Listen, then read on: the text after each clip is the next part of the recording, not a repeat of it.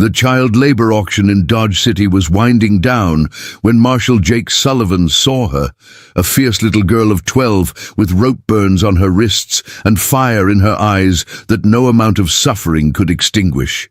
He spent his last $60, never knowing that this wild prairie flower would become the daughter who would heal his broken heart, clean up the most lawless town in Kansas, and prove that sometimes the smallest spark can ignite the biggest change. What happened next would transform a dying frontier settlement and show the entire American West that family isn't born. It's forged in the fires of choice and courage.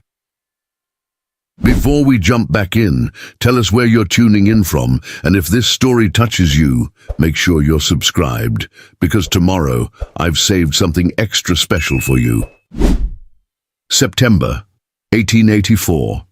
The sun beat down mercilessly on the dusty lot behind Zimmerman's general store in Dodge City, Kansas, where desperate families had gathered to sell what remained of their most precious possessions, their children. The drought had lasted 3 brutal years, turning once fertile farmland into cracked earth that wouldn't grow weeds, let alone crops.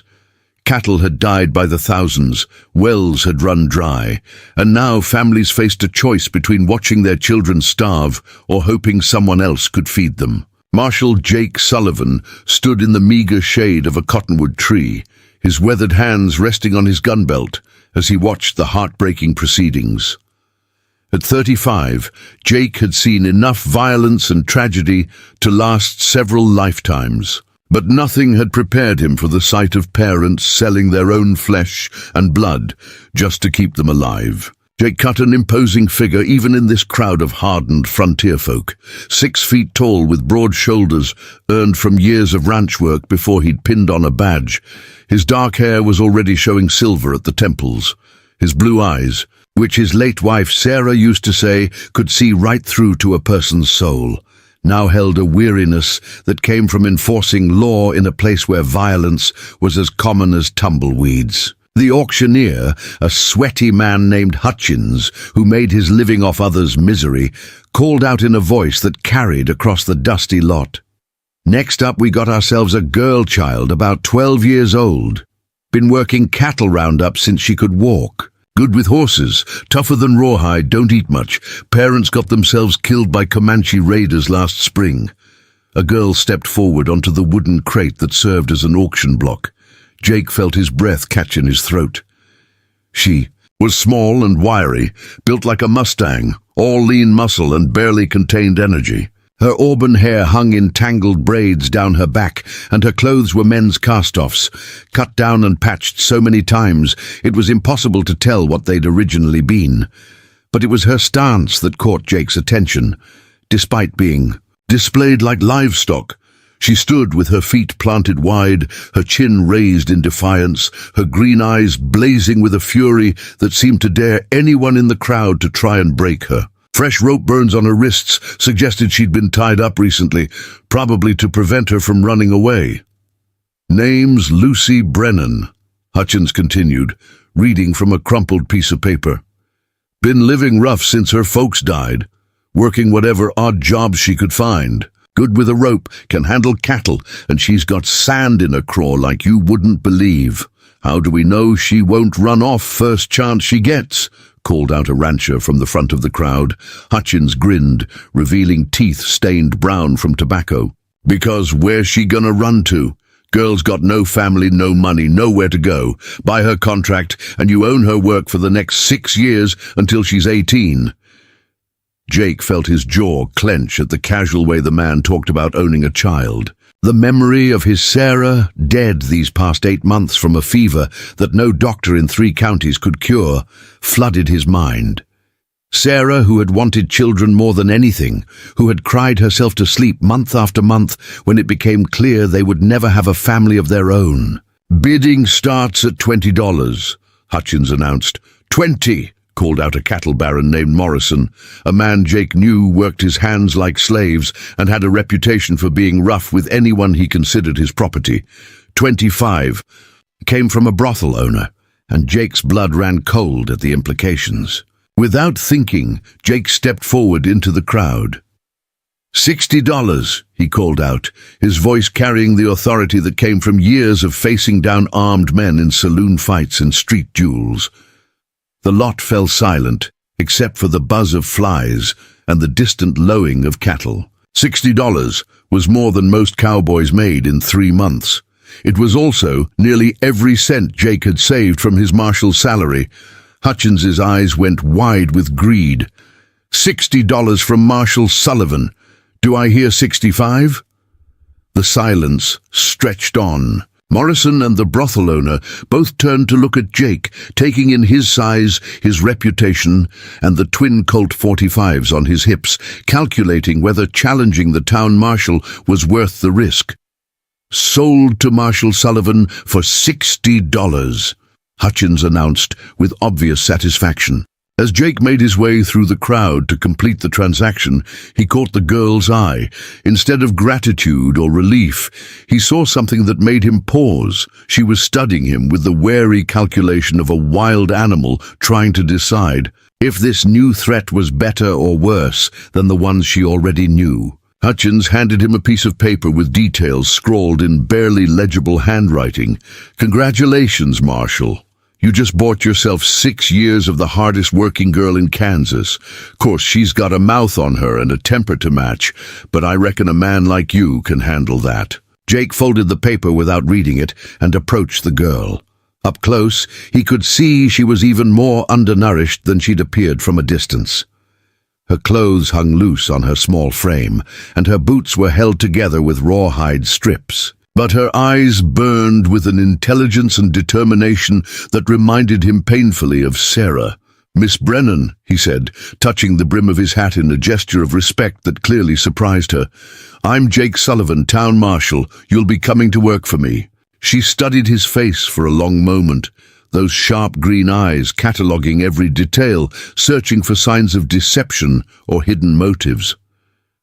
"What kind of work?" she asked, her voice carrying a slight Irish accent that spoke of parents who'd come west with dreams of something better. "General help around the jail and my house. Cooking, cleaning, maybe helping with paperwork if you can read and write." "I can read fine," she replied with a defensive edge that suggested she'd been mocked for her education before. "And I can write and cipher numbers too." "Good, that's real good." Jake found himself at a loss for words. He'd acted on pure instinct, driven by memories of his wife's unfulfilled dreams and his own bone-deep loneliness. But now he had to figure out what came next. "Look, if you don't want to come with me, you can say so." "I won't force you." The question seemed to shock her. She looked around the dusty lot at the other children still waiting to be sold, at the men with calculating eyes and cruel smiles, at the general atmosphere of desperation that hung over the proceedings like the smell of drought-dead cattle. "Marshal Sullivan," she said finally, her voice steady despite her obvious fear, "if I come with you, what exactly do you expect from me?" The directness of the question and the steel beneath her quiet voice told Jake everything he needed to know about what this child had endured. His jaw tightened with anger at a world that had forced a 12-year-old to learn to protect herself from adult predators. "I expect honest work for honest treatment," he said firmly. "Food, shelter, safety, and respect. Nothing more, nothing less. Any man who would harm a child in my town would find himself on the wrong end of my gun, and that includes me if I ever gave you cause to fear me." Something in his tone must have convinced her, because for the first time since he'd seen her, some of the rigid tension left her shoulders. "All right then," she said. "I reckon I'll give you a try, Marshal." The walk from the auction lot to Jake's house took them down Front Street, the main thoroughfare of Dodge City. It was a town that existed purely to serve the cattle trade. A collection of saloons, gambling halls, brothels, and businesses that catered to cowboys flush with pay after months on the trail. Even in the afternoon, piano music drifted from the Long Branch Saloon, punctuated by occasional gunshots and raucous laughter. Preparing and narrating this story took us a lot of time, so if you are enjoying it, subscribe to our channel. It means a lot to us now. Back to the story. Lucy walked beside Jake with the alert gait of someone accustomed to trouble, her eyes constantly moving to catalogue every face, every doorway, every potential threat or escape route. Despite her small size, she moved with the confident stride of someone who'd learned to project strength even when she felt anything but strong. "You planning to run off first chance you get?" Jake asked after they'd walked in comfortable silence for several minutes. "Depends," she replied without hesitation. "On what? On whether you turn out to be the kind of man you claim to be, or just another adult who thinks buying a child gives him the right to do whatever he wants." The brutal honesty of her answer hit Jake like a physical blow. This child had learned not to trust anyone completely, to always keep one eye on the exit and one hand ready to defend herself. What kind of world had they created when children had to think this way? "That's fair," he said quietly. "I suppose time will tell us both what kind of man I am." As they continued down the street, Jake noticed how the townspeople reacted to Lucy's presence. Some nodded politely, others stared with curiosity, and a few, mostly the rougher elements that made Dodge City such a challenging place to keep. The peace looked at her with expressions that made Jake's hand drift unconsciously toward his gun. "Marshall," Lucy said suddenly. "That man in the doorway of the saloon, the one with the scar on his face. He's been following us since we left the auction."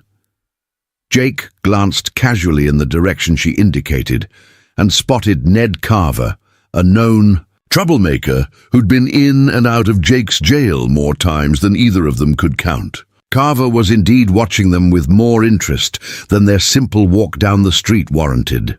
"Good eyes," Jake said approvingly. "Anything else you notice?" Lucy was quiet for a moment, continuing to scan their surroundings. "Two men on the porch of the hotel are armed and watching us. The woman hanging laundry behind the general store keeps looking over here like she wants to say something but doesn't dare. And there's a rider coming into town from the south. He's pushing his horse harder than he needs to, unless he's carrying urgent news." Jake stared at her in amazement. In less than 5 minutes of walking through town, this 12-year-old girl had catalogued potential threats and noticed details that most adults would miss entirely. "Where did you learn to observe like that?" "You learn quick when your life depends on it," she replied matter-of-factly. "When you're on your own, paying attention to what's happening around you is the difference between eating and going hungry, between finding shelter and sleeping in the open." "How long have you been on your own?" "Since the Comanche raid that killed my parents. About 4 months now." 4 months? Jake couldn't keep the shock out of his voice. "How did you survive?" "Odd jobs mostly. Herding cattle, breaking horses, anything that needed doing, and didn't ask too many questions about age. Slept in barns when I could, under the stars when I couldn't." She paused. "Learned to move camp every night and trust nobody completely." The casual way she described a childhood stolen by violence and necessity made Jake's heart ache. No 12-year-old should have to live like that, always looking over their shoulder, always ready to run. "Well," he said, "you won't be sleeping under the stars anymore, and you won't have to trust nobody, just me." Lucy looked up at him with those sharp green eyes. "Why did you bid on me, Marshall? You could have bought yourself a grown woman to keep house for a lot less money." It was Jake's turn to be quiet for a moment. How could he explain the complex mixture of grief, loneliness, and desperate hope that had driven him to spend his life savings on a child he'd never seen before? "My wife Sarah died 8 months ago," he said finally. "Fever took her, and there wasn't a doctor in 3 counties who could save her. She always wanted children, but it never happened for us." He paused, struggling with emotions he rarely allowed himself to feel. "I guess when I saw you up there, fighting mad and refusing to be broken despite everything that's happened to you, I thought maybe Sarah would have wanted me to help if I could. Lucy walked in silence for several steps, processing this information. What was she like, your wife? Strong, kind, smart as a whip, and twice as tough when she needed to be. She could outshoot most men, outride any cowboy, and still make the best apple pie in Kansas. Jake smiled at the memory. She would have liked you. How can you know that? Because she always said the measure of a person wasn't where they started, but how far they were willing to go to make something better of themselves. They had reached Jake's house, a modest two-story frame building at the edge of town with a small porch and a garden that had once been Sarah's pride and joy. Even months after her death, Jake could see evidence of her touch everywhere. In the carefully chosen paint colors, the flower boxes that now held only dried stems, the swing that still hung from the old oak tree in the front yard. "It's nice," Lucy said, studying the house with the same careful attention she'd given everything else. "Peaceful." "It was," Jake replied quietly. "Sarah made it feel like a real home. I haven't done much with it since she passed." As they climbed the front steps, Jake realized he had no idea what he was doing. He'd purchased this child on impulse, driven by grief and loneliness and the memory of his wife's unfulfilled dreams, but he'd given no thought to the practical matters of suddenly becoming responsible for raising a 12-year-old girl. Lucy seemed to sense his uncertainty. "Marshal Sullivan," she said as he fumbled with the front door key, "if this is a mistake, you can take me back to town, no harm done." "It's not a mistake," Jake replied, though he wasn't entirely sure he believed it himself. "It's just new." The interior of Jake's house reflected the same careful attention to detail as the exterior. The furniture was simple but well-made, clearly chosen by someone with an eye for both beauty and practicality. Everywhere there were small touches that spoke of a woman's presence. Embroidered cushions on the chairs, curtains at the windows, photographs on the mantelpiece showing Jake and a pretty woman with dark hair and laughing eyes. Lucy moved through the front room like she was conducting a military reconnaissance, taking in every detail while being careful not to touch anything. Jake watched her with growing amazement as she catalogued the layout, noted the positions of windows and doors, and assessed the general state of the household. "She was beautiful," Lucy said, stopping in front of a wedding photograph on the mantel. "Yes, she was." Jake's voice caught slightly. "Her name was Sarah. She had the kindest heart of anyone I've ever known." Lucy continued her examination of the room, and Jake found himself seeing it through her eyes. After months of living alone with his grief, he'd let things slide. Dust covered the surfaces Sarah had always kept spotless. Dishes sat unwashed in. The kitchen, and the warm, lived-in feeling the house had once possessed, had been replaced by something that felt more like a shrine to a life that was over. "You're not much of a housekeeper," Lucy observed without judgment. "No," Jake admitted. "I'm afraid I'm not. Sarah always took care of that side of things. Good thing you got me then." The matter-of-fact way she said it made Jake smile for the first time in weeks. Maybe this wasn't such a mistake after all. "I've got the spare room upstairs ready for you," he said. "It's not much, but it's got a good bed and a window that looks out over the prairie." "That sounds fine. Better than I've had in months." As Jake led her upstairs, he found himself wondering what Sarah would think of what he'd done today. Would she approve of his impulse to rescue this sharp-eyed, strong-willed child? Or would she worry, as he was beginning to, about his ability to provide the kind of guidance and care a girl like Lucy would need? The spare room was small but comfortable, with a single bed, a dresser, and the promised window that looked out over the endless grassland that stretched to the horizon. Sarah had always kept it ready for visitors who rarely came, and now it would finally serve its intended purpose. "It's real nice," Lucy said, sitting on the edge of the bed and testing the mattress. "Soft. When's the last time you slept in a real bed?" the night before the Comanche raid. We had a good house near the creek, nothing fancy, but it was ours. Her voice carried no self-pity, just a matter-of-fact recounting of how her life had changed. Ma and Pa worked hard to make it a real home. What was it like before? Lucy was quiet for a moment, staring out the window at the grassland that rolled away like a green ocean. Pa ran cattle for Mr. Henderson, one of the big ranches north of here. Ma took in sewing and kept a garden. We had Sunday dinners after church, and Pa would tell stories about the old country while Ma played her fiddle. She paused, her voice growing softer. It was good. Normal. What happened the night of the raid? They came just before dawn. Pa tried to fight them off, but there were too many. Ma told me to hide in the root cellar and not come out no matter what I heard. Lucy's hands clenched in her lap, but her voice remained steady. I stayed hidden until the next day. When I finally came out, they were both dead, and the house was burned to the ground. Jake felt a surge of anger at the senseless violence that had destroyed this child's family, but he kept his voice gentle. How did you get away? Walked, took what I could carry, and started moving south, away from Comanche territory. Figured if I could make it to one of the big cattle towns, I could find work. And you've been on your own ever since. Had to be.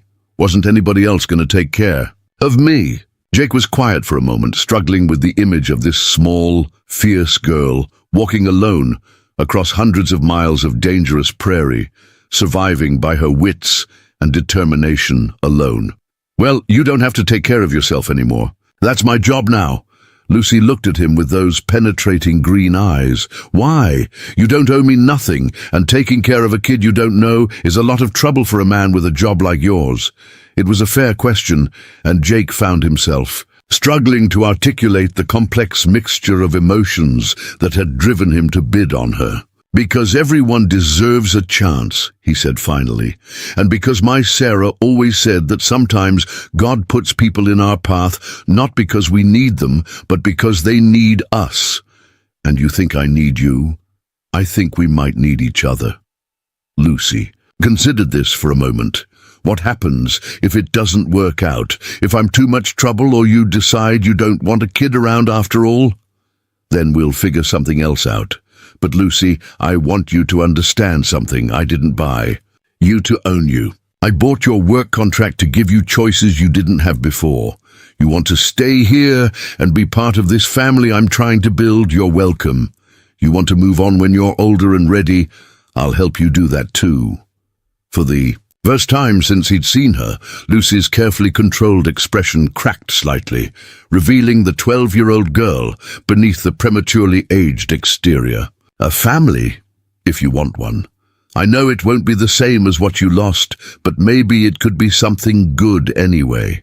Lucy was quiet for a long time, staring out at the prairie where the late afternoon sun was painting the grass gold. Finally, she turned back to Jake. All right, Marshall, I reckon we can give it a try. As Jake left Lucy to settle into her new room, he reflected on the strange turn his life had taken. This morning, he'd been a lonely widower going through the motions of keeping the peace in a lawless town. Tonight, he was responsible for a sharp, damaged, extraordinary child who might just give him a reason to start building something instead of just maintaining what was left. Sarah had always believed that everything happened for a reason, that God had a plan even when that plan was too complex for human understanding. Maybe she'd been right. Maybe this girl with the rope burns and the unbroken spirit was exactly what they both needed. Lucy to heal from her losses and find a place to belong. And Jake to remember that life was about more than just surviving from one day to the next. Outside, a train whistle echoed across the prairie, and somewhere in the distance, cattle lowed as cowboys brought them in from the range. It was the sound of the frontier in motion, of people building lives and futures despite the constant threats of violence and loss. For the first time since Sarah's death, Jake Sullivan felt like he might be ready to start building again too. The girl sleeping upstairs had given him something he hadn't even realized he'd lost: hope for a future that could be more than just an echo of the past.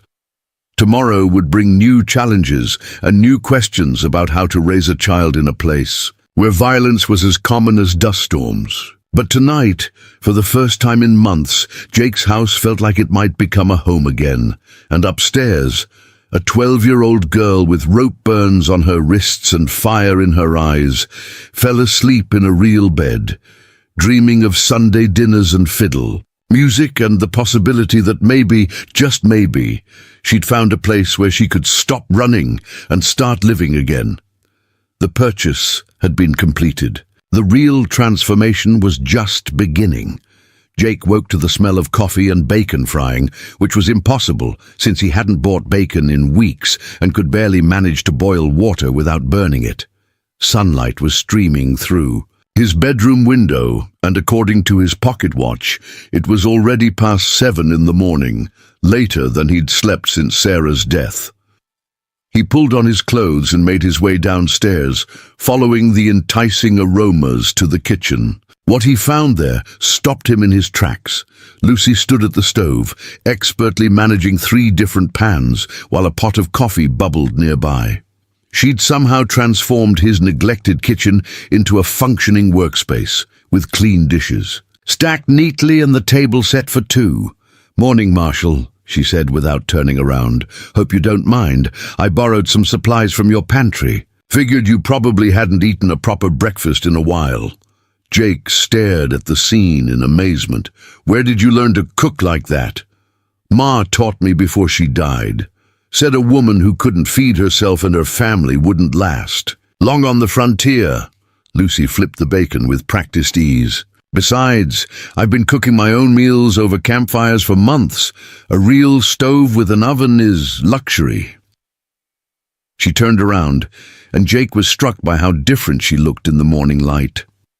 Someone, presumably Lucy herself, had attempted to tame her wild auburn hair into something resembling braids, and she'd somehow managed to clean the worst of the trail dust from her face and clothes. She was still obviously undernourished and wearing clothes that didn't fit, but there was a vitality about her that hadn't been visible in the harsh atmosphere of the auction.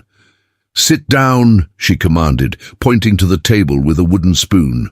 "Food's almost ready." Jake found himself obeying, partly because he was genuinely hungry, and partly because there was something about Lucy's no-nonsense attitude that reminded him of Sarah when she was determined about something. He watched as she dished up eggs, bacon and biscuits that looked better than anything he'd managed to produce in his entire adult life. "This is incredible," he said, after taking his first bite. "How did you make biscuits? I don't even have the right ingredients." "You had flour, lard, and salt. That's all you need if you know what you're doing." Lucy sat down across from him with a much smaller portion for herself. "The secret is not working the dough too much and making sure your oven's hot enough." They ate. Jake found himself studying his unexpected houseguest. Lucy attacked her food with the focused intensity of someone who'd learned not to take meals for granted, but she also ate with careful manners that spoke of a proper upbringing, before tragedy had derailed her life. "Lucy," he said carefully, "how long have you been awake?" "Since before sunrise." "Old habits," she shrugged. "When you're sleeping rough, you learn to wake up early and get moving before trouble finds you. You don't have to do that anymore. You're safe here." Lucy looked at him with those penetrating green eyes. "Marshall, I appreciate what you're trying to do, but I've been taking care of myself for months. I'm not exactly sure how to just stop." Jake realized that gaining Lucy's trust was going to take more than just providing a roof and regular meals. This child had been forced to become self-sufficient in ways that no 12-year-old should have to experience. Learning to depend on someone else again would be as much of an adjustment as anything else. "Well," he said, "maybe we can figure it out together, but first, we need to get you some proper clothes and supplies. Can't have you running around in those rags much longer." Lucy's expression immediately became guarded. "I don't have money for new clothes." I do. Consider it part of our arrangement. I don't take charity. The fierce pride in her voice reminded Jake so strongly of Sarah that it took his breath away. His wife had been the same way, determined to earn everything she received, unwilling to accept help that felt like pity. "It's not charity," Jake said gently. "It's practical. You're going to be representing my household now, and I can't have people thinking I don't take proper care of what's mine." Lucy considered this for a moment. "All right, but I'll work off whatever you spend." "Deal." After breakfast, Jake and Lucy made their way to Morrison's general store to outfit her with appropriate clothing. The walk through town in broad daylight revealed something Jake hadn't fully anticipated: the intense curiosity their arrangement was generating among the citizens of Dodge City. Word had apparently spread quickly about the town marshal purchasing a child at the labor auction. Some people nodded politely as they passed, others stared with undisguised curiosity, and a few, mostly the respectable church ladies, looked positively scandalized at the sight of an unmarried man with a young girl in tow. "They're all talking about us," Lucy observed quietly as they walked. "Let them talk. Small towns thrive on gossip. Give them a week, and they'll find something else to chatter about." But Lucy's sharp eyes had caught something Jake had missed. "That man by the bank, the one in the fancy suit. He's been watching us since we left your house, and he doesn't look like he's just curious." Jake glanced casually in the direction Lucy indicated and spotted Ezra Blackwood, one of the wealthiest and most influential men in the county. Blackwood owned the largest ranch in the area, had his fingers in most of the major business deals, and had been making noises lately about the need for better law enforcement in Dodge City. He was indeed watching them with an intensity that went beyond mere curiosity. "Good catch," Jake murmured. "Ezra Blackwood. He's been looking for reasons to get me removed as marshal and replace me with someone more cooperative with his business interests." What kind of business interests? The kind that work better when the law looks the other way. Lucy processed this information with the quick intelligence that was becoming characteristic of their conversations. "And taking in a child gives him ammunition to use against you, possibly. He could argue that I'm not focused on my duties, or that it's inappropriate for an unmarried lawman to be caring for a young girl. Would the town council listen to him?"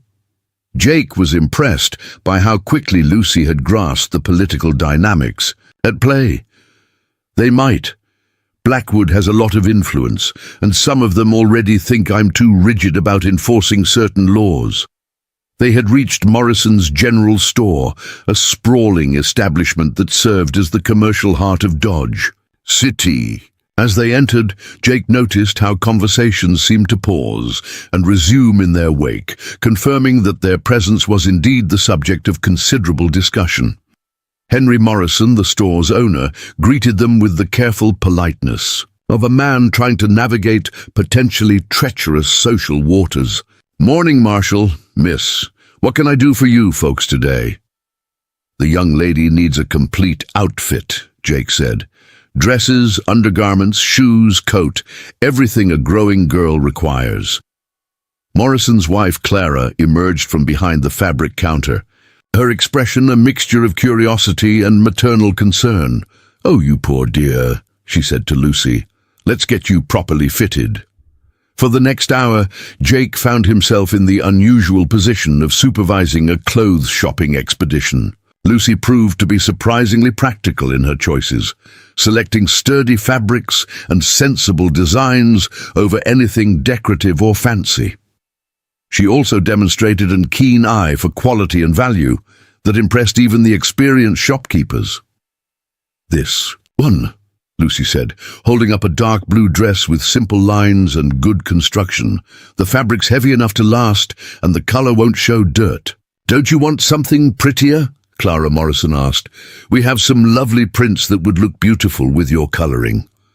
"Pretty doesn't keep you warm or last through hard work," Lucy replied matter-of-factly. Jake found himself smiling. At her practical approach to life, Sarah had been the same way, more concerned with function than fashion, though she'd certainly been beautiful enough to make anything look good. As Clara took Lucy's measurements and gathered the appropriate undergarments, Jake became aware of a conversation taking place near the front of the store. Two women were discussing his situation in voices they clearly thought were too quiet to overhear. "It's just not proper," one was saying. "An unmarried man taking in a young girl like that. What will people think?" "I heard she's been living rough." "For months," the other replied. "Who knows what kind of habits she's picked up or what she's been exposed to? Mark my words, this will end badly. That child needs a proper Christian woman to guide her, not some lonely widower who doesn't know the first thing about raising a girl." Jake felt his jaw clench with anger, but before he could respond, Lucy's voice cut clearly across the store. "Excuse me, ladies," she said politely but firmly. "I couldn't help but overhear your conversation. I just wanted you to know that Marshal Sullivan has shown me nothing but kindness and respect. He's given me a home, safety, and a chance at a better life when no one else would. I'd be dead in a ditch somewhere if not for him." The two women turned red with embarrassment at being called out so directly. "Well, I never," one of them began. "No, ma'am, I don't believe you ever have," Lucy replied with devastating politeness. "Been orphaned, I mean, or had to wonder where your next meal was coming from, or had to sleep in barns to stay out of the rain. So maybe you might want to think about that before you judge other people's choices." The women hurried out of the store, leaving behind a silence that spoke volumes about the impression Lucy had just made on everyone present. "Well," Clara Morrison said finally, "I think you're going to fit in just fine around here, young lady." By the time they left Morrison's store, Lucy was properly outfitted in clothes that actually fit, including sturdy boots and a warm coat for the approaching winter. Jake noticed how differently she carried herself in proper attire, still alert and self-possessed, but with a confidence that came from knowing she looked respectable. Their next stop was the schoolhouse, where Jake wanted to register Lucy for classes. The school was a simple one-room building on the edge of town, with Miss Adelaide Patterson serving as the sole teacher for children ranging in age from 6 to 16. Miss Patterson was a formidable woman in her 30s who had come west from Boston with very definite ideas about education and very little patience for the frontier attitude that book learning was less important than practical skills. She looked up from her desk as Jake and Lucy entered, her sharp brown eyes taking in every detail of their appearance and deportment. "Marshal Sullivan," she said with professional courtesy. "What brings you to my classroom?" "I'd like to register." "Lucy here for school," Jake replied. "She's been out of formal education for a while, but she's bright and eager to learn." Miss Patterson's gaze shifted to Lucy, and Jake could practically see her making assessments. "How old are you, child?" 12, ma'am. "And what's your educational background?" "I went to school through 6th grade before my parents died. I can read, write, and cipher numbers pretty well." Miss Patterson pulled out a book and handed it to Lucy. "Read this passage aloud, please." Lucy took the book and began reading in a clear, confident voice. It was immediately apparent that her education had been thorough. Her pronunciation was correct, her pace steady, and her comprehension obvious. "Very good," Miss Patterson said approvingly. "Now solve this arithmetic problem." She wrote a complex division problem on the slate board. Lucy studied it for a moment, then worked through it methodically, arriving at the correct answer. Miss Patterson nodded with satisfaction. "She can start Monday," the teacher said to Jake. "I'll place her with the advanced students initially and adjust as necessary." "Thank you, Miss Patterson. I appreciate—" The schoolhouse door burst open, interrupting Jake's thanks. 3 boys tumbled in, clearly having been in some kind of altercation. The largest, a boy of perhaps 14 with the build and attitude of a young bully, had a bloody nose. The other 2 looked like they'd been on the receiving end of whatever. had transpired. Thomas Brennan. Miss Patterson's voice cracked like a whip. What is the meaning of this disruption? Those two started it, Miss Patterson, Thomas replied sullenly, pointing at the smaller boys. I was just defending myself. That's not true, one of the smaller boys protested. Thomas was picking on Jimmy again, calling him names and taking his lunch money. Miss Patterson's expression grew stern. Thomas, this is the third time this week. I'm afraid I'll have to speak with your father again. Thomas's face darkened with anger and embarrassment. His eyes fell on Lucy, and Jake could practically see him calculating that picking on the new girl might restore his damaged reputation. Who's this? Thomas asked with deliberate rudeness, looking Lucy up and down in a way that made Jake's hand drift toward his gun. Another charity case for the marshal to play house with? The insult hung in the air like gun smoke. Jake started to step forward, but Lucy moved faster. In one fluid motion, she stepped directly in front of Thomas, her chin raised and her green eyes blazing with the same fire Jake had seen at the auction. My name is Lucy Brennan, she said clearly. And if you ever speak to me or about me like that again, you'll find out exactly what 4 months of surviving on my own taught me about dealing with bullies. Thomas laughed, but it sounded forced. You think you scare me, little girl. I've been handling troublemakers longer than you've been. He never finished the sentence. Lucy's movement was so fast that Jake barely saw it happen. One moment, Thomas was standing there with a smirk on his face. The next, he was on the floor, with Lucy's boot pressed firmly against his throat, and her small but strong hands gripping his wrists. I survived Comanche raids, 4 months alone on the prairie, and grown men trying to take advantage of a child with no protection, Lucy said conversationally, her voice calm despite the violence of her action. You really think some schoolyard bully is going to worry me? The room was dead silent, except for Thomas's labored breathing. Miss Patterson looked shocked. The other boy's eyes were wide with amazement, and Jake found himself torn between pride and concern about what Lucy's response revealed about her recent experiences. Lucy, he said quietly, let him up. She released Thomas immediately and stepped back, her posture relaxed but ready. Thomas scrambled to his feet, his face red with humiliation and rage. You'll pay for that, he snarled. Thomas Brennan, that's enough. Miss Patterson's voice cut through the tension. You will apologize to Miss Brennan immediately, and then you will go home and inform your father that you're suspended from school for the rest of the week. But Miss Patterson, now, Thomas. The boy mumbled something that might have been an apology and stalked out of the schoolhouse, shooting venomous looks at Lucy as he left. After he was gone, Miss Patterson turned to Lucy with an expression that mixed approval with concern. That was quite impressive, Miss Brennan, but I hope you understand that such physical responses are not typically how we handle conflicts in a classroom setting. Yes, ma'am, Lucy replied respectfully, but I've found that bullies understand strength better than words, and sometimes you have to speak their language to get through to them. Miss Patterson considered this for a moment. Perhaps, but let's hope that such demonstrations won't be necessary again. That evening, as they sat down to another excellent meal Lucy had prepared, Jake found himself grappling with the complexity of the situation he'd gotten himself into. In one day, Lucy had demonstrated remarkable domestic skills, defended herself eloquently against gossips, impressed the town's most demanding teacher, and physically dominated a boy 2 years older and significantly larger than herself.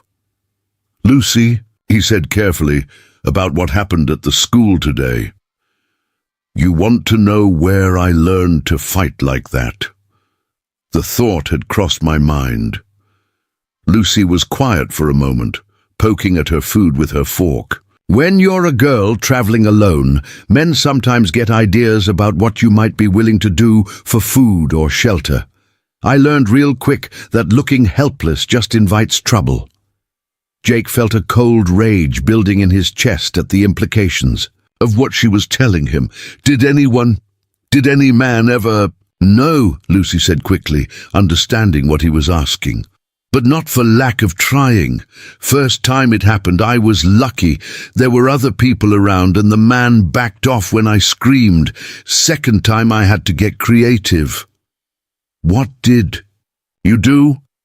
"Hit him with a rock while he was distracted. Then I took his horse and rode hard for 2 days.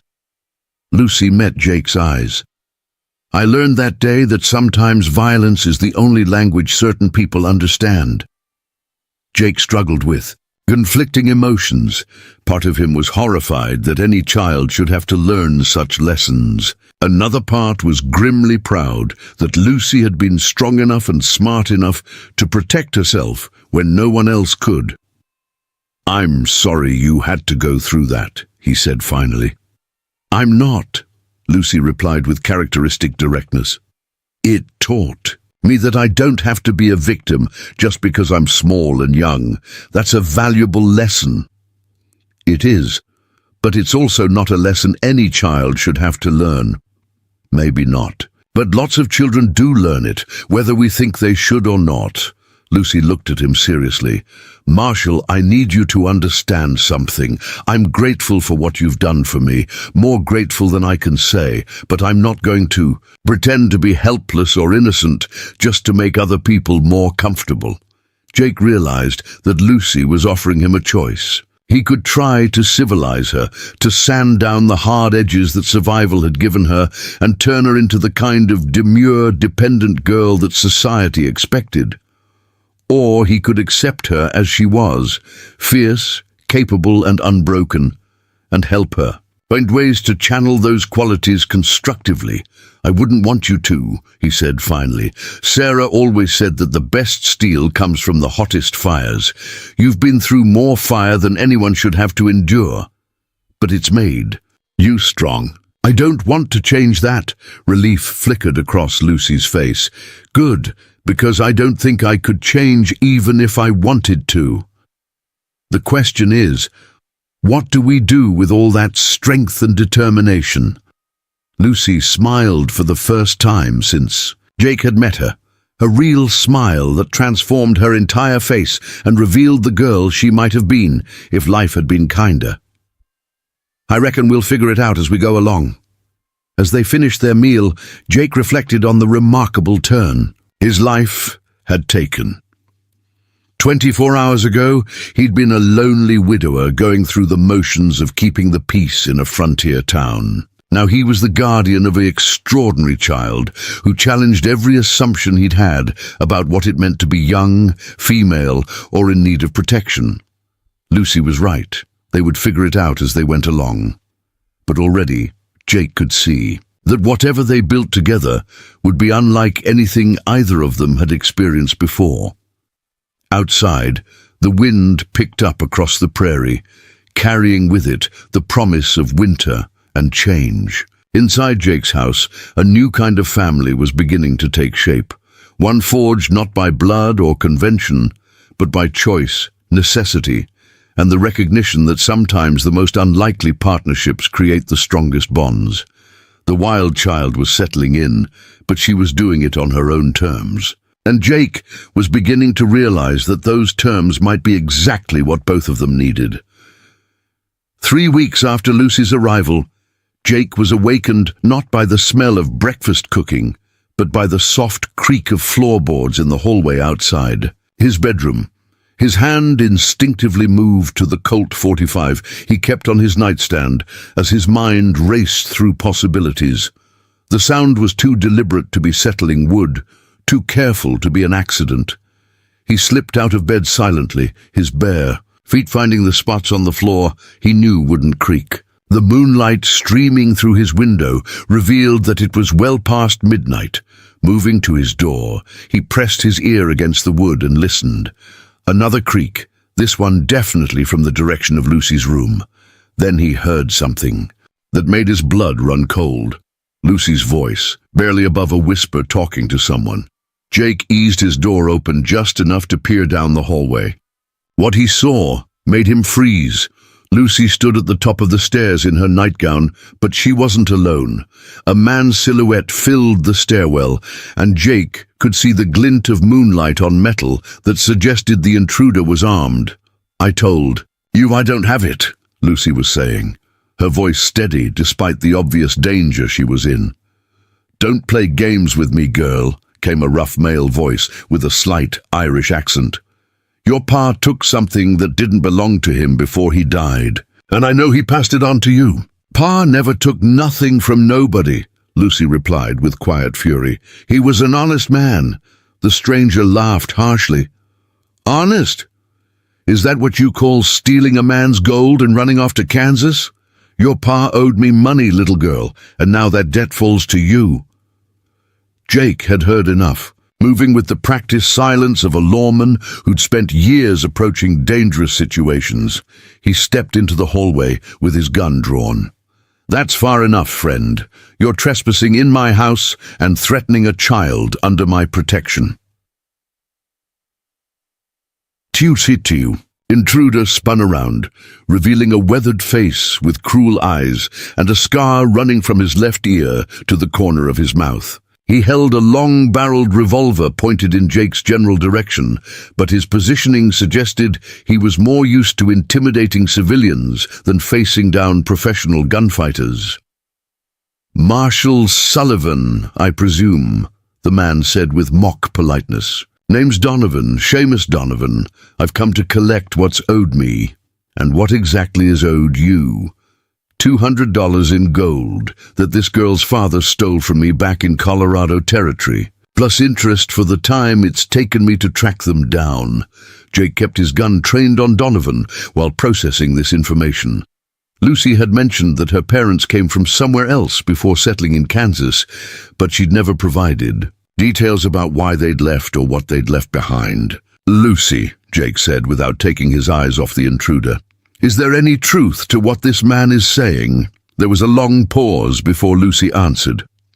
"Pa did have some gold when we came to Kansas, but he said it was his pay from working the mines in Colorado. He never said anything about stealing it, because he was a liar as well as a thief," Donovan snarled. "He worked for me, all right.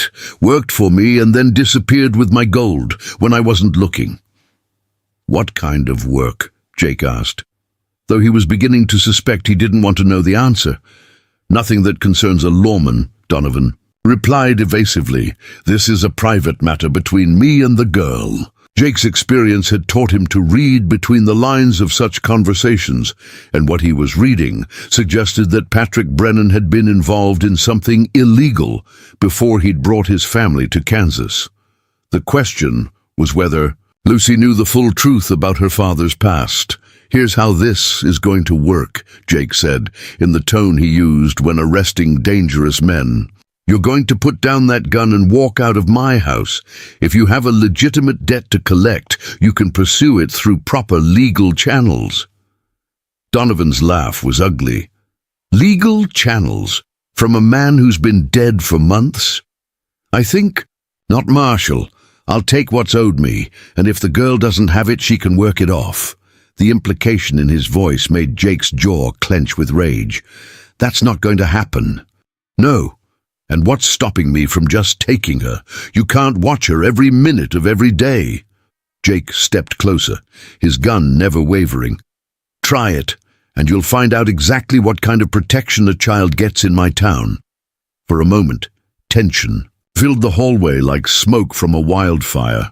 Then Donovan slowly lowered his weapon, though he kept it in his hand. "This isn't over," he said, looking directly at Lucy. "I'll give you 1 week to come up with my money. After that, I start collecting." "In other ways." "1 week to do what?" Jake demanded. "To remember where Daddy hid my gold, or to earn enough to pay me back." Donovan's smile was predatory. "I'm sure a resourceful girl like her can figure something out." Before Jake could respond, Donovan had disappeared down the stairs. Moments later, they heard the front door open and close, followed by the sound of hoofbeats fading into the night. Jake maintained his position for several minutes, listening for any sign that the intruder might return. When he was satisfied, They were alone. He holstered his gun and turned to Lucy. She stood perfectly still in the moonlight, her small hands clenched into fists at her sides. Her face was pale but determined, and Jake could see she was struggling with emotions too complex for someone her age to have to process. "Lucy," he said gently, "we need to talk." They sat at the kitchen table with a lamp turned low, sharing coffee that Jake had managed to brew without burning. Lucy had wrapped herself in a quilt and sat curled in her chair like a small animal seeking warmth and security. "Tell me about your father," Jake said without preamble. "The truth this time." Lucy was quiet for a long time, staring into her coffee cup as if the answers might be written in the dark liquid. "What do you want to know? Let's start with why he left Colorado and why men like Donovan are looking for him." "I don't know all of it," Lucy said finally. "Pa never talked much about the time before we came to Kansas, but I know he wasn't always a cattle hand." "What was he?" "Different things. He was real good with horses, and he could track anything across any kind of terrain. He knew how to handle himself in a fight, and he understood things about staying hidden and moving without being seen." Jake felt a cold knot forming in his stomach. "Lucy, are you telling me your father was an outlaw?" "Not exactly. At least, I don't think so." Lucy looked up at him with troubled eyes. "But he knew outlaws. Sometimes men would come to our house late at night and they'd talk in whispers with Pa on the porch. They'd give him money for things, information mostly about where posses were searching or which trails were being watched." The picture that was emerging made Jake feel sick. Patrick Brennan had been what frontier lawmen called a fence, someone who helped criminals by providing information and safe passage in exchange for money. It was a dangerous way to make a living, and it put anyone associated with the operation at risk. "Did your mother know?" "I think so. She didn't like it, but we needed the money. Honest work was hard to find, and Pa wasn't exactly welcome in most towns after word got around about what he did." "And the gold that Donovan is looking for?" Lucy's hands tightened around her coffee cup. "Pa said it was payment for helping some men get across the territory without being caught. He said it was enough money to let us start over somewhere new, somewhere nobody knew about his past. But he never actually stole it. I don't think so. At least not the way Donovan makes it sound." Lucy met Jake's eyes. "But Pa never told me exactly where the money came from or who he got it from. He just said it was our chance for a new life." Jake processed this information, trying to figure out how much danger Lucy might actually be in. If Patrick Brennan had, indeed, taken money from someone like Donovan, whether legitimately earned or stolen, then Lucy could be facing serious trouble from people who wouldn't hesitate to hurt a child to get what they wanted. "Do you know where this gold is now?" "No. Pa hid it somewhere before the Comanche raid, but he never told me where. I always figured it was buried somewhere near our old house, but that whole area is nothing but ash and charred timber now." "Could Donovan have been telling the truth about your father stealing from him?" Lucy was quiet for a moment. "Maybe. Pa wasn't perfect, and he'd done things he wasn't proud of. But he was trying to change, trying to build something better for our family. That's why we came to Kansas, to get away from all that." Jake found himself in a difficult position. Lucy was clearly not responsible for whatever her father might have done, but she was apparently going to pay the price for it anyway. Men like Donovan didn't care about justice or fairness. They cared about getting what they thought they were. And they weren't particular about how they collected. "Lucy, I need you to tell me if you remember anything else about your father's business in Colorado. Any names, any places, anything that might help me understand what we're dealing with." There was one name Pa mentioned sometimes when he thought I wasn't listening. Blackwood. He used to say that Blackwood was the kind of man who'd burn down a whole town just to watch it smoke. Jake felt his blood turn to ice. "Ezra Blackwood?" "I don't know his first name." "Why? Do you know him?" Jake's mind was racing as pieces of a puzzle he hadn't even known existed began falling into place. Ezra Blackwood, the wealthy rancher who'd been watching them so carefully, the man who wanted Jake removed as marshal. What if his interest in their situation wasn't political at all? What if he had some connection to Patrick Brennan's past? Lucy, think carefully. Did your father ever mention anything about Kansas? About anyone he knew here? He said he'd been through Dodge City before, back when it was just a buffalo camp. He knew the area, knew which ranchers might be hiring and which ones to avoid. Lucy paused. Why? What are you thinking? Before Jake could answer, they were interrupted by a sound that made both of them freeze, the careful creak of a floorboard on the front porch. Jake motioned for Lucy to stay quiet and moved to the kitchen window. Peering through the curtains, he could make out a figure standing in the shadows near the front of the house. It wasn't Donovan. This person was taller and wearing different clothes, but they were clearly watching the house with the same predatory interest. Someone else is out there, Jake whispered. Lucy moved to join him at the window, her bare feet silent on the kitchen floor. Can you see who it is? Not clearly, but whoever it is, they're not trying very hard to stay hidden.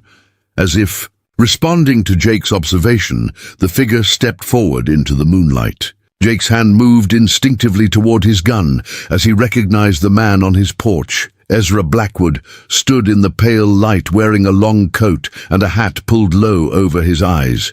He made no attempt to approach the door or call out, but simply stood there looking at the house like a man assessing property he was considering purchasing. That's him, Lucy whispered. That's the man who was watching us at the store. Jake nodded grimly. The appearance of both Donovan and Blackwood on the same night was no coincidence. Whatever connection existed between Patrick Brennan's past and Ezra Blackwood's present interests, it was serious enough to bring dangerous men out of the shadows. Stay here, Jake told Lucy. Keep away from the windows. He moved through the house to the front door, checking his gun before stepping onto the porch. Blackwood made no move to flee or draw a weapon, but simply stood his ground with the calm confidence of a man accustomed to having others back down from confrontations. Mr. Blackwood, Jake said evenly. Kind of late for a social call, isn't it? Marshal Sullivan.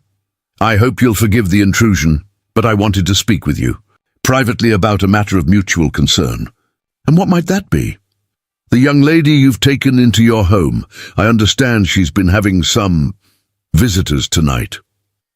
Jake felt his anger building at the confirmation that Blackwood had been watching his house. What business is that? Of yours, more than you might think. Blackwood stepped closer, and Jake could see that despite his calm demeanor, the man's eyes held a hardness that spoke of violence barely held in check. You see, Marshal, that child's father cost me a great deal of money some years back, money I intend to recover. So, you're in business with Donovan. Donovan works for me when it suits my purposes. He's useful for handling certain delicate situations that require a particular kind of persuasion. The casual way Blackwood talked about using men like Donovan to intimidate and threaten people made Jake's jaw clench with fury. And what exactly do you think that child owes you? It's not what she owes me, Marshal. It's what she can help me recover. Patrick Brennan stole something from me, something worth considerably more than the gold Donovan is so concerned about. What kind of something? Blackwood smiled.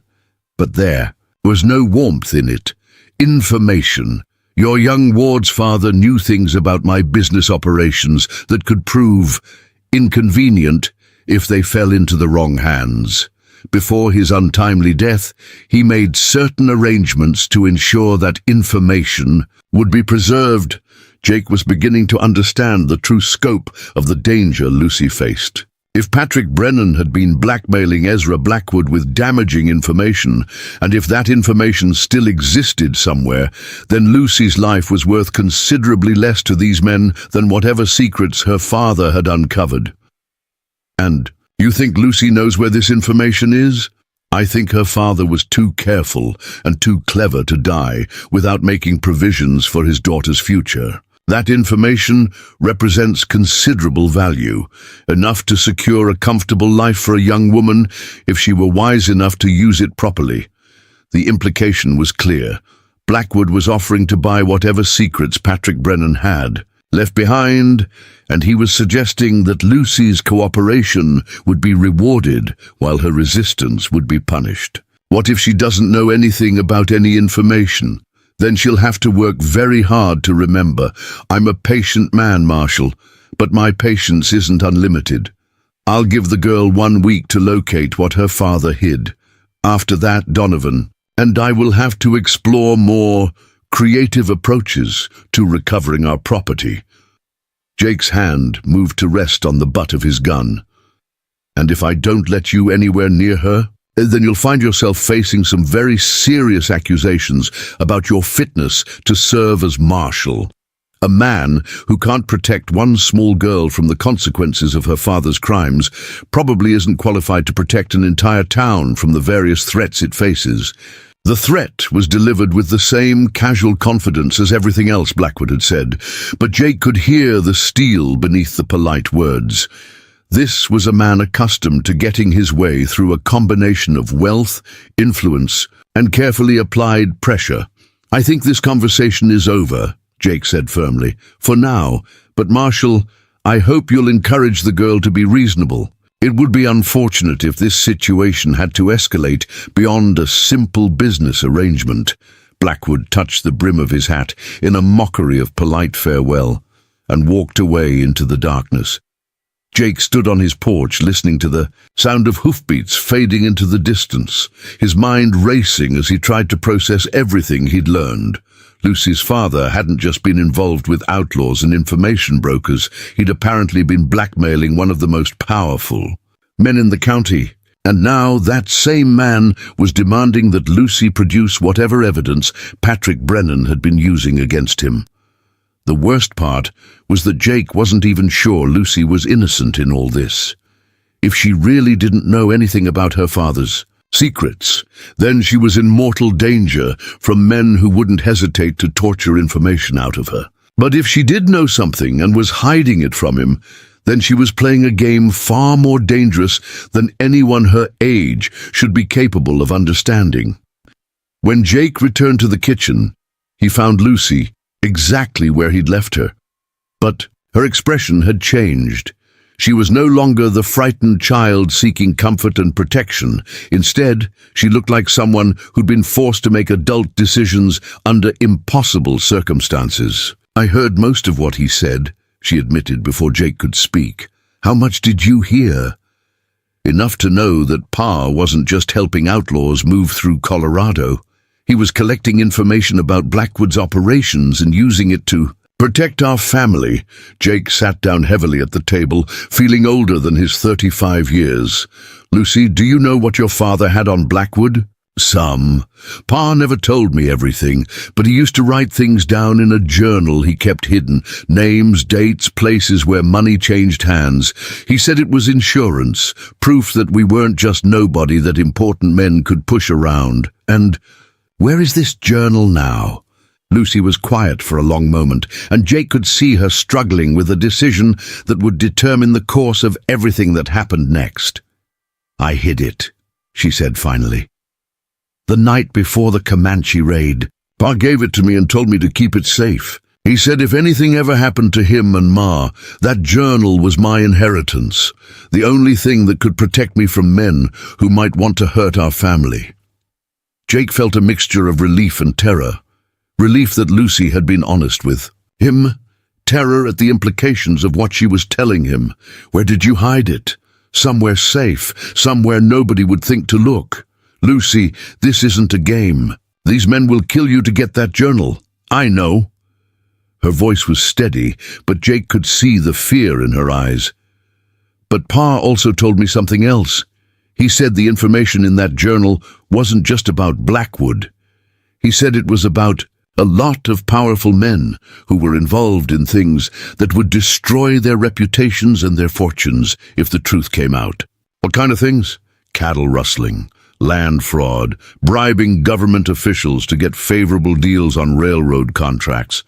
PR said half the powerful men in Colorado and Kansas had gotten rich by stealing from other people, and he had proof of it. Jake realized that Lucy wasn't just carrying around evidence of one man's crimes.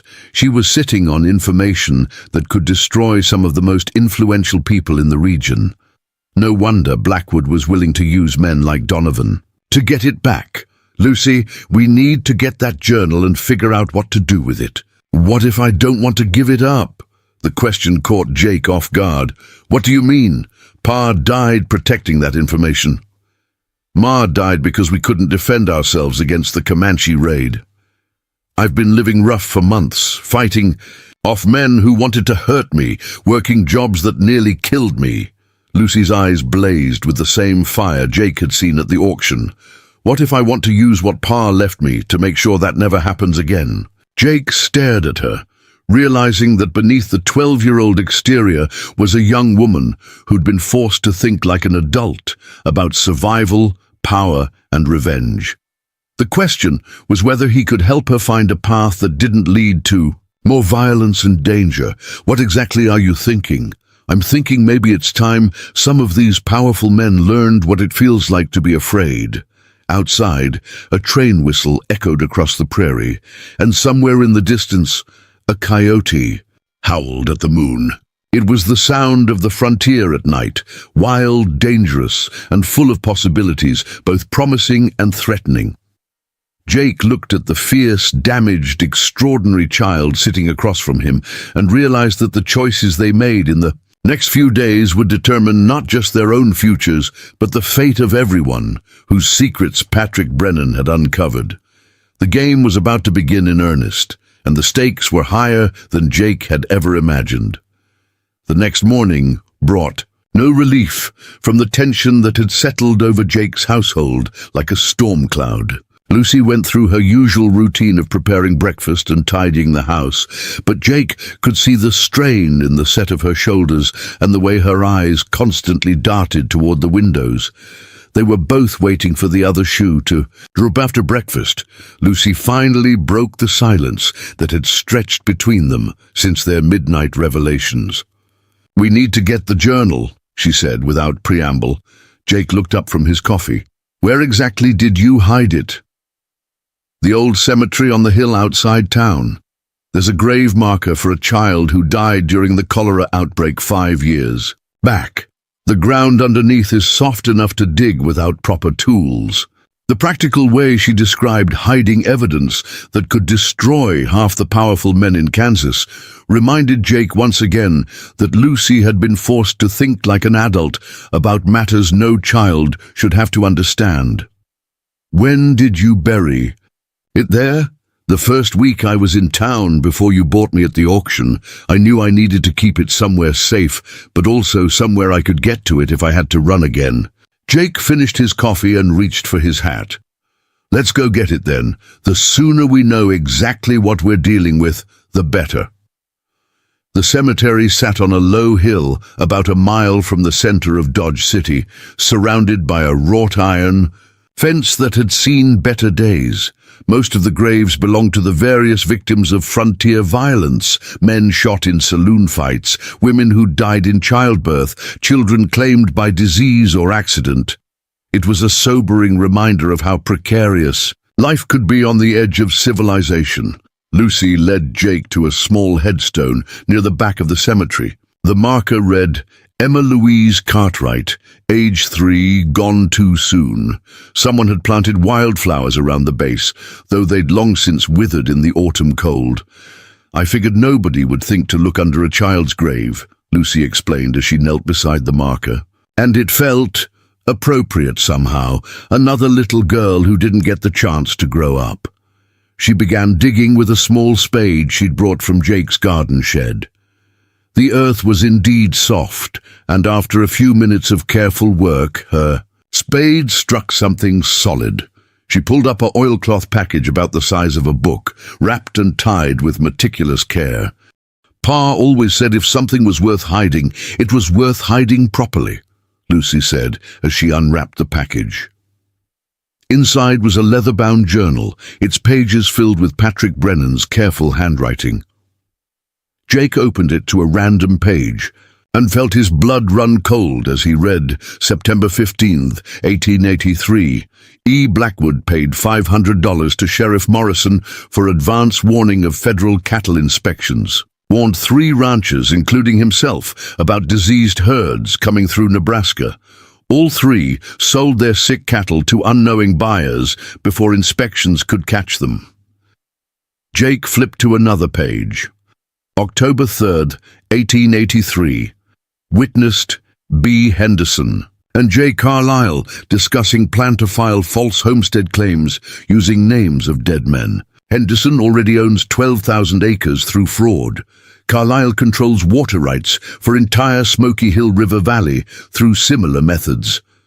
Page after page contained similar entries, detailed accounts of bribery, fraud, murder, and corruption, involving some of the most respected names in Kansas politics and business. Patrick Brennan had been methodical in documenting every crime, every payoff, every illegal scheme he'd witnessed or facilitated. Sweet Lord, Jake breathed. Lucy, this isn't just evidence of a few crooked deals. This is proof of a conspiracy that reaches all the way to the territorial government. Pa said powerful men always think they're above the law until someone proves they're not. Jake continued reading, his amazement growing with each page. Brennan had documented cattle rustling operations that spanned 3 states, land fraud schemes that had displaced hundreds of legitimate settlers, and bribery networks that corrupted everything from local sheriffs to federal judges. How did your father gather all this information? He was good at making himself useful to important people. They'd hire him to track down stolen cattle or to guide them through territory they didn't know. While he was working for them, he'd listen to their conversations and watch their business dealings. Lucy's voice carried a note of pride mixed with sadness. Pa said the rich and powerful were always the most careless about what they said around people they considered beneath them. Jake reached the final entries, dated just days before the Comanche raid that had killed Patrick and Margaret Brennan. These pages contained something that made his hands shake as he read, March 20th, 1884. Blackwood has arranged for Comanche war party to attack homesteads along Crooked Creek. Payment made through Army deserter named Collins, who trades with the tribes. Target is the Henderson family farm. Henderson discovered Blackwood's water rights fraud and threatened to expose him. 3 other families will be killed to make it look like random raid. Jake looked up at Lucy with horror. Lucy, according to this, the raid that killed your parents wasn't random. Blackwood arranged it to eliminate someone who was threatening to expose him. Lucy's face had gone pale, but her voice remained steady. Pa suspected something like that. The night before the raid, he woke me up and told me that if anything happened to him and Ma, I should never trust anyone connected to Ezra Blackwood. He said Blackwood was the kind of man who'd kill innocent people just to protect his secrets. The implications were staggering. If Patrick Brennan was right, then Ezra Blackwood had essentially committed mass murder to silence one man who'd discovered his fraudulent business practices. And now that same man was demanding that Lucy turn over the evidence that could destroy him. We have to take this to the federal marshals, Jake said. This is too big for local law enforcement. Is it? Lucy asked quietly. Look at the last page. Jake flipped to the final entry, dated the morning of the raid. March 21st, 1884. If something happens to me, whoever finds this journal should know that Federal Marshal James Morrison is on Blackwood's payroll. So is Territorial Judge Harrison Clark and at least 3 members of the Kansas congressional delegation. The corruption reaches all the way to Washington. Trust no one in official positions until you know where their loyalties lie. Jake felt the blood drain from his face. If Patrick Brennan was right, then the very people who should be investigating crimes like these were part of the conspiracy. Taking the journal to federal authorities might be the same as handing it directly to Blackwood. "We're on our own," he said quietly. "No," Lucy replied with quiet determination. "We're not alone. We have something they want, and that gives us power." Back at Jake's house, they spread the journal out on the kitchen table and began making a systematic inventory of its contents. What emerged was a picture of corruption so extensive that it essentially controlled the political and economic life of 3 territories. "Look at this," Lucy said, pointing to a series of entries from late 1883. Blackwood wasn't just bribing officials. He was part of a group that was systematically stealing land from homesteaders and selling it to railroad companies at inflated prices. Jake studied the entries she'd indicated. According to this, they'd wait until families had worked a claim for a year or two, then arrange for them to be killed or driven off. After that, they'd file new claims under false names and sell the improved land for 10 times what the original settlers could have gotten for it. And the families that got killed, made to look like Indian raids, outlaw attacks, or accidents. Your parents were just the latest victims of a scheme that's been going on for years. Lucy was quiet for a moment, staring at the evidence of her parents' murder with an expression that made Jake's heart ache. When she finally spoke, her voice carried a cold fury that reminded him of winter wind across the prairie. "They're going to pay for what they did. All of them. Lucy, I understand how you feel, but no, you don't." She looked up at him with eyes that burned like green fire. "You've never had your whole family murdered just so some rich man could make more money. You've never had to watch your parents kill or walk around free while you lived like an animal just to survive." Jake realized that Lucy wasn't just thinking about justice. She was thinking about revenge. And given what she'd endured, he couldn't say he blamed her. "What exactly are you proposing?" Pa wrote in here that Blackwood's biggest weakness is his pride. He spent years building a reputation as a respectable businessman and pillar of the community. What if that reputation was destroyed? How? Lucy smiled, and there was something in that expression that reminded Jake of a wolf showing its teeth. What if copies of this journal found their way to every newspaper in Kansas? What if every detail of Blackwood's crimes was printed for everyone to read? The idea had merit, but Jake could see the flaws immediately. Blackwood has enough money and influence to buy off most newspaper editors, and the ones he can't buy, he can intimidate. Maybe. But he can't buy off everybody, and he can't intimidate people if he doesn't know who they are or where they're going to strike next. Lucy got up from the table and began pacing the kitchen with the restless energy of someone working through a complex problem. What if we didn't just give the information to newspapers? What if we gave copies to ministers, to teachers, to the wives of important men? What if we made sure every person in 3 counties knew exactly what kind of man Ezra Blackwood really is? Jake found himself impressed, despite his concerns about the danger they'd be courting. That would require a lot of planning and coordination, and it would put everyone involved at risk.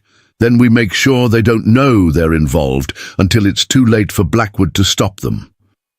Over the next 2 hours, Lucy outlined a plan that was both audacious and surprisingly sophisticated. Instead of trying to confront Blackwood directly, they would orchestrate a campaign of exposure that would destroy his reputation and political influence while making it impossible for him to retaliate effectively. "The key is timing," Lucy explained. "We need to hit him from multiple directions at once before he has time to react or cover his tracks. And how exactly do we coordinate something like that without Blackwood finding out what we're planning? We use his own arrogance against him. He thinks we're just a small-town marshal and a homeless girl. He's not expecting us to fight back. With anything more sophisticated than a gun." Jake had to admit that Lucy's assessment was probably accurate.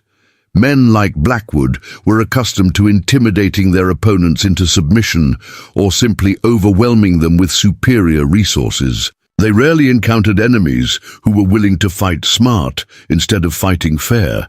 There's still the problem of Donovan, Jake pointed out. Even if we destroy Blackwood's reputation, Donovan will still be looking for his money. Actually, Lucy said with that wolfish smile, Donovan might turn out to be useful. How do you figure that? According to Pa's journal, Donovan has been working for Blackwood for years. He's been involved in at least 6 murders, including the arrangement with the Comanche war party that killed my parents.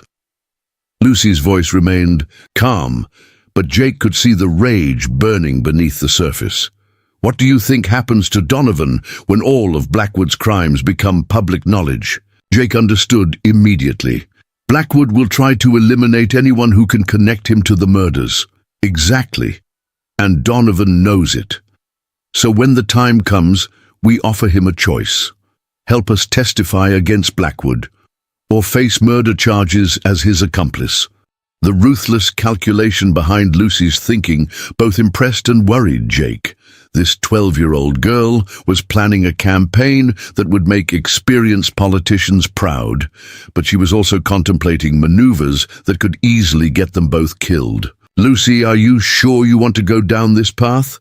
Once we start this, there's no going back. Blackwood will come after us with everything he has. He's already coming after us. The only question is whether we fight back or just wait for him to destroy us. Jake looked at the journal spread across his kitchen table, then at the fierce, determined child who'd brought more upheaval into his life in 3 weeks than he'd experienced in the previous 3 years. Sarah would have been proud of Lucy's courage, but she also would have worried about the price that courage might demand. All right, he said finally, but we do this carefully, and we do it smart. One mistake, and we're both dead. Agreed. But, Jake? Lucy looked at him with an expression that was equal parts gratitude and determination. Thank you for believing in me. Don't thank me yet. Thank me if we're both still alive a month from now. That afternoon, Jake made his first official move in what would become known as the Blackwood War. He paid a visit to Reverend Samuel Peters, the pastor of Dodge City's Methodist Church, and one of the few prominent citizens that Jake was reasonably certain wasn't on Blackwood's payroll. Reverend Peters was a thin, scholarly man in his 50s who'd come west to bring religion to the frontier and had stayed to become one of the community's most respected moral voices. He greeted Jake in his small office behind the church with the quiet dignity that characterized all his interactions. Marshal Sullivan, what brings you to see me today? Reverend, I need to ask you about something confidential. How well do you know Ezra Blackwood? Peters's expression grew cautious. I know him as a prominent member of our community and a generous contributor to the church.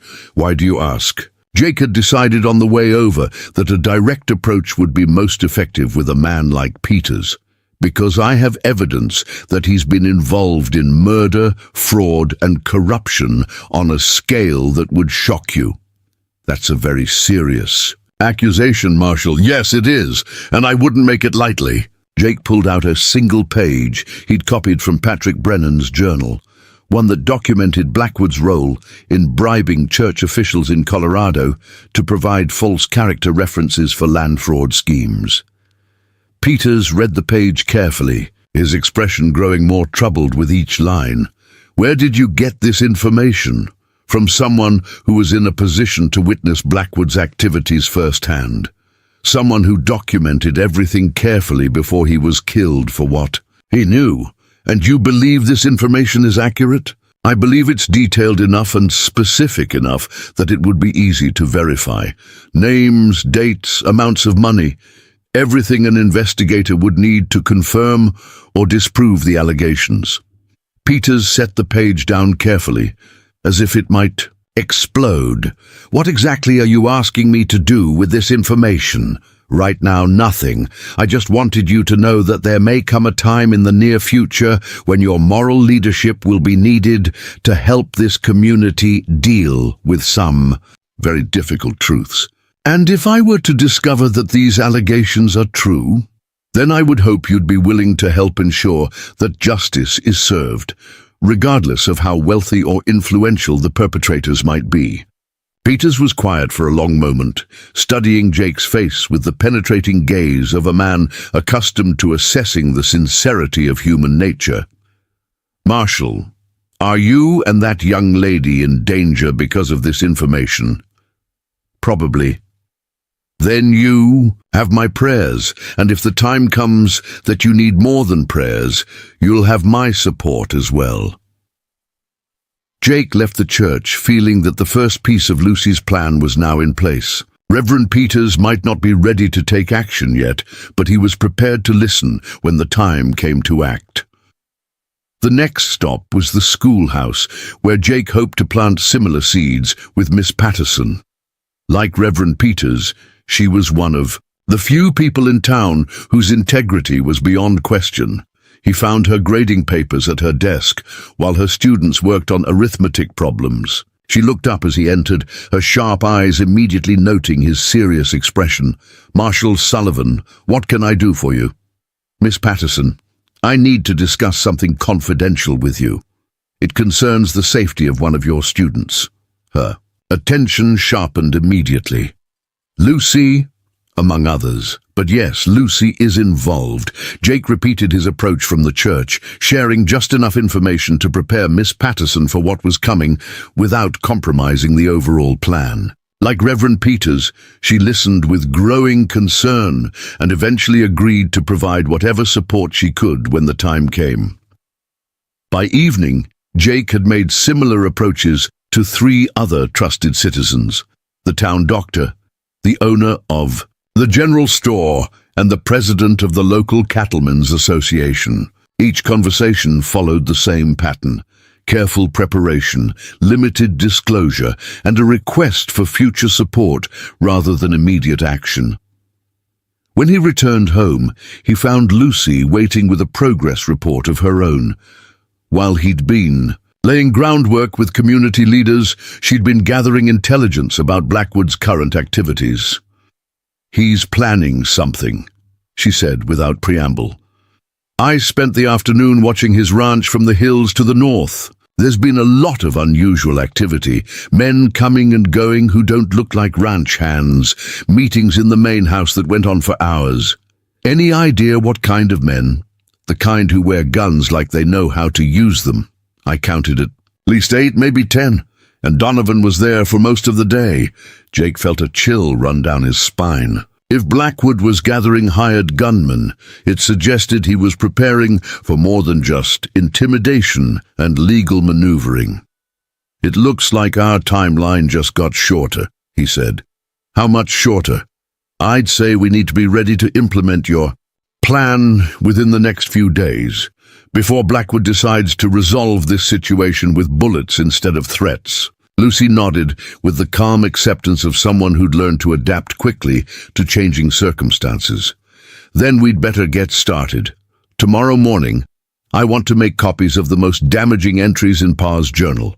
By tomorrow night, we'll be ready to show Ezra Blackwood what happens when you underestimate your enemies." Jake looked at this extraordinary child who'd brought purpose back into his life and realized that whatever happened next, he was proud to be fighting alongside her. Sarah would have understood why he was willing to risk everything to help Lucy get justice for her parents. The war was about to begin, and Jake Sullivan had chosen his side. The next morning dawned grey and windless, as if the prairie itself was holding its breath. Lucy was already dressed and waiting when Jake came downstairs, her face set with the grim determination of someone preparing for war. "It's time," she said simply. Jake poured himself coffee with hands that were steadier than he felt.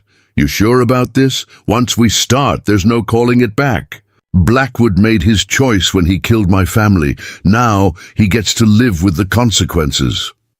They spent the morning making final preparations. Lucy had worked through the night creating multiple copies of the most damaging journal entries.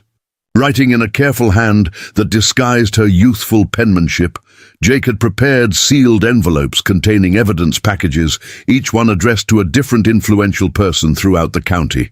At precisely 10 o'clock, their plan went into motion. Miss Patterson stood before her classroom, holding a document that would change everything. "Children," she announced, "I want you to take these papers home to your parents tonight. Make sure every adult in your household reads them carefully." The papers contained excerpts from Patrick Brennan's journal, formatted to look like a concerned citizen's warning about corruption in local government. Within hours, every family in Dodge City would know that Ezra Blackwood had been stealing land, bribing officials, and arranging murders to protect his criminal empire. Simultaneously, Reverend Peters was visiting the homes of his most influential parishioners, carrying copies of the journal entries that documented Blackwood's corruption of church officials in Colorado. His voice carried the moral authority that came from years of respected service, as he explained to each family why their community was in danger from a man they'd trusted. Dr. Morrison, the town physician, was making his own rounds, sharing evidence of Blackwood's role in covering up murders by falsifying death certificates. As one of the few people in town whose integrity was beyond question, his endorsement of the evidence carried enormous weight. By noon, the rumors were spreading like wildfire through every saloon, store, and gathering place in Dodge City. By evening, there wouldn't be a soul within 50 miles who didn't know that Ezra Blackwood was a murderer and a thief. The reaction came faster than even Lucy had anticipated. At 2 o'clock in the afternoon, a group of riders thundered into town, led by Blackwood himself. His face was twisted with rage as he reined in his horse outside Jake's office. "Sullivan!" he roared. "Get out here now!" Jake stepped onto the porch, his hand resting casually on his gun belt. Behind Blackwood rode 8 of the hardest-looking men Jake had ever seen, professional killers who'd obviously been brought in from outside the territory. "Something I can help you with, Blackwood. You know damn well what this is about, that pack of lies you've been spreading around town.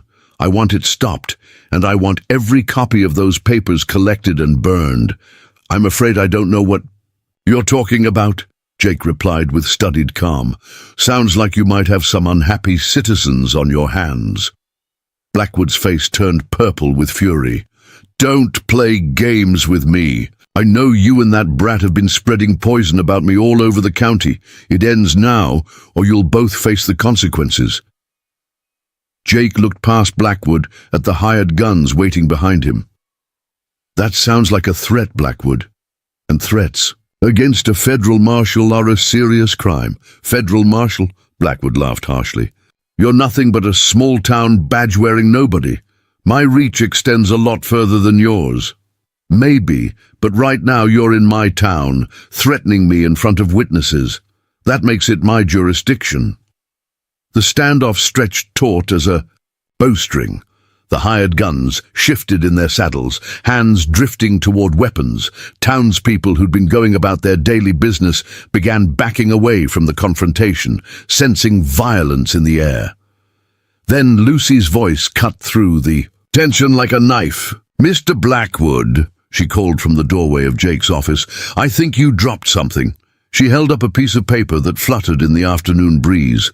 From where Jake stood, he could see it was another page from her father's journal, one he hadn't seen before. Blackwood's face went white as he recognized what she was holding. "Where did you get that?" "From my pa's journal, the one he kept about all your business dealings." Lucy's voice carried clearly across the street, ensuring that every witness could hear her words. "This page here talks about how you paid that Army deserter Collins to arrange the Comanche raid that killed my family. Pretty interesting reading." The hired guns looked at each other with expressions that suggested they hadn't known the full extent of Blackwood's crimes. Arranging Indian raids against white settlers was the kind of charge that could get a man hanged even on the lawless. "Frontier, you little witch," Blackwood snarled. "I'll see you dead for this." "Not if I see you hanged first," Lucy replied calmly. Jake stepped forward, his hand now openly resting on his gun. "That's enough, Blackwood. You've made your threats. Now it's time for you and your men to leave my town." "This isn't over, Sullivan, not by a long shot." "No," Jake agreed. "I don't imagine it is." Blackwood wheeled his horse around and rode out of town, his hired killers following like a pack of wolves. But Jake knew this was just the beginning. Men like Blackwood didn't back down from fights. They escalated them. By evening, the impact of their campaign was clear. Angry citizens had gathered in front of the Methodist church, demanding answers about the allegations against Blackwood. Reverend Peters stood on the church steps, reading aloud from Patrick Brennan's journal, while the crowd grew larger and more agitated. "These are serious charges," Peters announced to the assembled townspeople. "Charges that demand investigation and justice, regardless of how wealthy or powerful the accused might be." At the same time, a group of prominent citizens had called an emergency meeting of the town council. Jake attended as an observer, watching as respected businessmen and community leaders wrestled with evidence that challenged everything they thought they knew about one of their most influential neighbors. "The question before us," declared counsel, President William Harper, "is whether we believe these allegations are credible enough to warrant further investigation. And if they are credible," added Dr. Morrison, "whether we have the courage to pursue justice against a man who has the power to destroy any of us who oppose him." The debate continued for hours, but the outcome was never really in doubt. Many people had seen too much evidence to dismiss the charges as fabrications. By the time the meeting ended, the town council had voted unanimously to request a federal investigation into Blackwood's activities. More importantly, they'd voted to support Marshal Sullivan in any actions he deemed necessary to protect the community from retaliation. Jake left the meeting feeling cautiously optimistic, but Lucy was more realistic about what they'd accomplished. "We've won the first battle," she said as they walked home through the dark streets. "But Blackwood isn't going to just roll over and surrender. He's going to fight back, and he's going to fight dirty." "What do you think he'll do next?" "He'll try to discredit the evidence by discrediting us. He'll claim the journal is a forgery, that my pa was a liar and a criminal, that you're just a small-town marshal who's gotten in over his head." Jake nodded grimly. Lucy's assessment matched his own. "And when that doesn't work, then he'll try to eliminate the problem permanently. Those gunmen he brought to town today, they're not here for intimidation. They're here to kill anyone who threatens his empire." As if summoned by her words, the sound of breaking glass echoed from somewhere nearby. Jake and Lucy ran toward the sound, arriving at the general store to find its front window smashed and a burning torch lying among the scattered merchandise. A message had been painted on the store's front wall in red letters: "Stop the lies or burn like your evidence." Jake and several other men quickly extinguished the fire before it could spread, but the message was clear. Blackwood was done with subtle threats. The real war was about to begin. "Tomorrow," Lucy said quietly as they surveyed the damage, "we end this, one way or another." Jake looked at the fierce, determined child beside him and realized that she was right. They'd started something that could only end with either Blackwood's destruction or their own deaths. So there was no middle ground left. The battle for Dodge City was about to reach its climax, and Jake Sullivan had never been more proud to stand beside anyone in his life. Lucy had given him back something he thought he'd lost forever, a cause worth fighting for, and the courage to see it through to the end. Whatever tomorrow brought, they would face it together. The final confrontation came at dawn, 3 days after. The arson attack. Jake woke to find Lucy already dressed and standing at the kitchen window, watching the horizon with the alertness of a seasoned scout. "They're coming," she said simply. 12 riders from the east. Blackwood's bringing everything. "He has." Jake joined her at the window and saw the dust cloud approaching across the prairie. Blackwood had clearly decided that subtle intimidation wasn't working. This would be a direct assault designed to eliminate the problem permanently. "You know what you have to do," Jake said, checking his guns one final time. Lucy nodded, though. Her young face was pale with the weight of what lay ahead. "The copies are already in the mail coach to Topeka. By tonight, every newspaper and federal marshal in Kansas will have the complete journal. Even if he kills us both, it won't stop." "What's coming?" Jake felt a surge of pride at the calm courage in her voice. In 6 weeks, this broken child from a labor auction had become the strongest person he'd ever known. The riders thundered into Dodge City just as the sun cleared the horizon, their guns already drawn. But instead of finding a frightened marshal and a helpless girl, they discovered something that stopped them cold. Every street corner was occupied by armed townspeople. Shopkeepers stood behind hastily erected barricades with rifles ready. Even the church ladies had taken positions with shotguns, their faces set with righteous determination. Blackwood reined in his horse in the center of town, his face twisted with rage as he realized his private war had become a community uprising. "This is between me and Sullivan," he shouted. "The rest of you clear out before someone gets hurt." Reverend Peters stepped forward from behind the church barricade, his usual gentle demeanor replaced by something harder than winter steel. "No, Mr. Blackwood. This is about justice for murdered families and stolen land. This is about what kind of community we choose to be." Miss Patterson's voice rang out from the schoolhouse steps. "You killed children, Mr. Blackwood. You arranged for innocent families to be slaughtered just to protect your profits. That makes this everyone's fight." Jake emerged from his office with Lucy beside him, both walking with the calm confidence of people who'd already won the war that mattered most. The physical battle might still be fought, but the moral victory belonged to the community that had chosen courage over fear. "It's over, Blackwood," Jake called out. "Your hired guns are outnumbered 3-1, and every crime you've committed is already on its way to federal authorities. Surrender now, and maybe you'll live to see trial." Blackwood's response was to raise his gun toward Lucy, his face contorted with desperate fury. But before he could fire, something extraordinary happened. Donovan, the man who'd threatened Lucy in Jake's house weeks earlier, put a bullet through Blackwood's gun hand. "Sorry, boss," Donovan said with grim satisfaction as Blackwood screamed and clutched his wounded hand. "But I ain't getting hanged for your mistakes. Time to cut a deal with the federal marshals." The hired gunmen, seeing their leader wounded, and their enforcer turned traitor, threw down their weapons without firing a shot. The great Ezra Blackwood, who terrorized 3 territories with his criminal empire, was reduced to whimpering in the dust of a frontier street, while a 12-year-old girl looked down at him with cold justice in her eyes.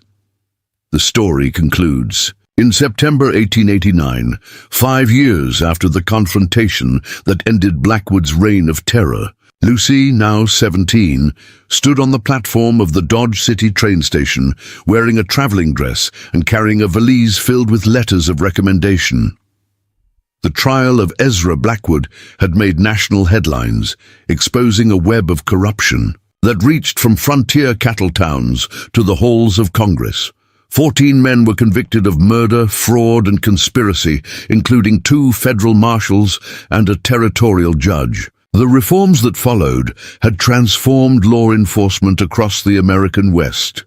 Lucy herself had become something of a celebrity, testifying before congressional committees and speaking at women's rights rallies about the power of courage in the face of corruption. But fame had never been her goal. Justice had been enough. Jake, now showing more grey in his hair, but with eyes that held peace instead of loneliness, handed her the train ticket to Boston. "Harvard Law School is lucky to get you," he said with paternal pride. "Are you sure you'll be all right without me?" Lucy asked, though she was smiling as she said it. "I managed before you came along," Jake replied, "though I admit life was a lot more boring." They both knew that wasn't entirely true. Jake had thrived in the years since their victory, becoming one of the most respected lawmen in Kansas, and eventually being appointed as a federal marshal himself.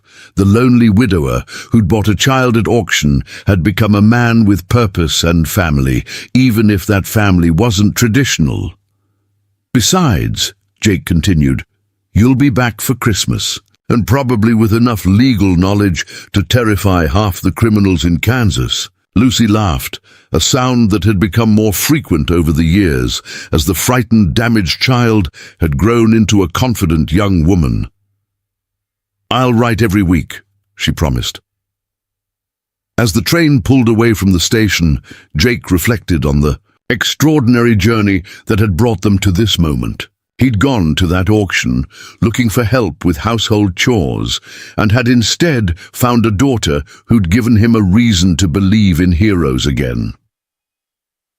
Lucy pressed her face to the train window, watching the prairie roll past and thinking about the future she was traveling toward: law school, a career fighting for justice, maybe even a family of her own someday. All of it made possible by a lonely marshal who'd seen something worth saving in a broken child at a frontier auction. The girl who'd been sold for $60 had become a woman whose courage had changed the American West. And the widower who'd thought his life was over had learned that sometimes salvation comes in the smallest packages, offering the biggest transformations. Their story had become legend throughout Kansas, proof that ordinary people could achieve extraordinary things when they chose to stand together against injustice. But for Jake and Lucy, it would always be simpler than that. It was the story of how two lonely people had become a family and how that family had changed the world. The marshal's daughter was ready to take on whatever came next, carrying with her the lessons learned in a frontier town where love and justice had triumphed over greed and corruption. Up next, you've got two more standout stories right on your screen. If this one hit the mark, you won't want to pass these up. Just click and check them out, and don't forget to subscribe and turn on the notification bell so you don't miss any upload from us.